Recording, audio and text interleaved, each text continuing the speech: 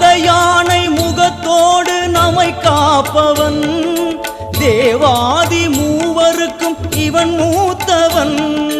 மத யானை முகத்தோடு நம்மை காப்பவன் தேவாதி தேவருக்கும் இவன் மூத்தவன் ஆனந்த பவனத்தில் அருள்கின்றவன் ஆனந்த பவனத்தில் அருள்கின்றவன் அசைகின்ற துதி கையில் வரம் இறைப்பவன் அசைகின்ற துதி கையில் வரம் இறைப்பவன்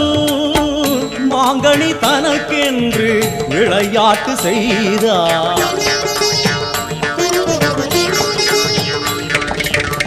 மாங்கனி தனக்கென்று விளையாட்டு செய்தான் அதனாலே அதை இன்னும் உண்ணாமல் வைத்த அந்த